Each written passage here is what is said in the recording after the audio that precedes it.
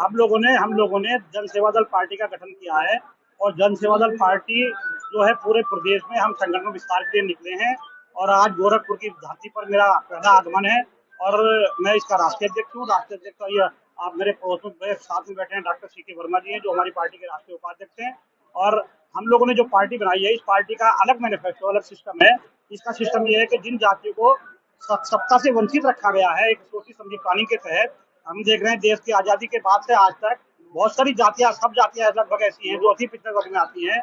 उनको जातिगत आधार पर प्रतिनिधित्व नहीं मिलता है और उनका उनका जो है हिस्सा काट दिया जाता है। जैसे ओबीसी समाज का है, ओबीसी समाज की 27% हिस्सेदारी है और 27% में भी जो अति पिछड़ी जातियां हैं इनको पर्याप्त हिस्सेदारी नहीं मिल पाती है और खास करके सैन संविधानंद समाज का आज तक उत्तर प्रदेश में क्या देश भर में कोई विधायक सांसद नहीं बना है।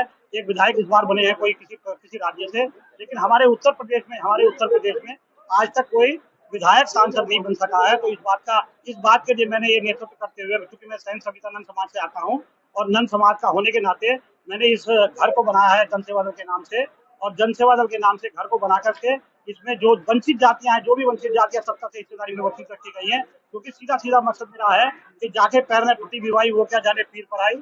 और स्थिति यह है कि मेरी पीड़ा को मैं समझ सकता हूँ, पाल की पीड़ा को पाल समझ सकता है, सैनिक की पीड़ा को सैनिक समझ सकता है, प्रजापति की पीड़ा को प्रजापति समझ सकता है, नंद की पीड़ा को नंदवंशी समझ सकता है।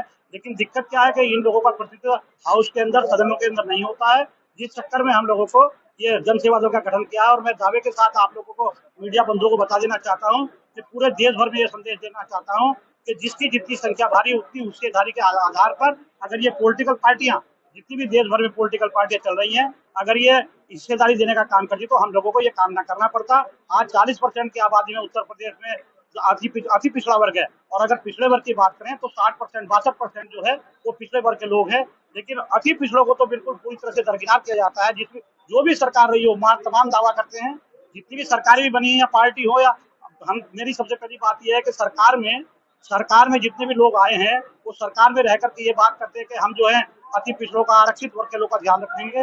लेकिन वास्तविकता यह है कि वो अपनी अपनी पार्टियों के मालिक हैं और अपनी पार्टी के राष्ट्रीय अध्यक्ष होने के नाते वो चाहे तो अपनी पार्टी में जनसंख्या अनुपात में करे, टिकट वितरण करने का काम करे। आदरणीय अखिलेश जी है ना, भारतीय जनता पार्टी है या कांग्रेस पार्टी है या समाजवादी पार्टी है, जो भी पार्टी है, आज तक किसी ने ये नहीं देखा कि ये सैन संविधानंद समाज के लोग 3% की आबादी में रहते हैं, पाल प्रजापति सैनिक कश्यप समाज के लोग, सैनिक समाज का तो 7-8% वोट, 8% वोट है और प्रजापति समाज की यही स्थिति है, विश्वकर्मा समाज की यही स्थिति है कि उनका एक MLC कभी बना दिया, भीख दे दी जाती है, उसके अलावा उनको टिकट देकर के चुनाव नहीं लड़ा जाता है, जिसलिए जन सेवा दल का गठन मुझको करना पड़ा। और मैं दावे के साथ कहता हूँ 2027 के चुनाव में 403 विधानसभा में हम लोग पाल प्रजापति सैनिक कश्यप समाज के और अति पिछड़े वर्ग के समस्त लोग इकट्ठा होकर के ये अपनी सरकार बनाने का काम करेंगे और हम एक दूसरे को सपोर्ट करेंगे। हमारा फंडा है कि हम प्रजापति को सपोर्ट करेंगे, प्रजापति हमको सपोर्ट करेंगे। जो भी वंचित जातियां हैं, चाहे उसमें कोई भी जाति हो देश में रहने वाली, वो जो भी जाति होगी उस जाति के लिए हम जनसंख्या अनुपात में हिस्सेदारी देने का काम करेंगे। मैं ये अपनी बात समाप्त करता हूँ। अभी हमारे डॉक्टर CK वर्मा जी हैं, ये कुछ कहना चाहेंगे। हाँ नहीं, गठबंधन में नहीं, अभी तो हमारा स्थिति पता चलेगी। हम गठबंधन में तब रहेंगे, हम तो अपने बल पे निकले हैं। हम जो है हम जातियों से गठबंधन निकले हैं, किसी पार्टी से गठबंधन करने नहीं निकले हैं। हमारा मकसद केवल जातियों से गठबंधन करना है। जिसको हिस्सा ना मिला वो हमारे साथ आए और हम उसको हिस्सा देने का काम करेंगे।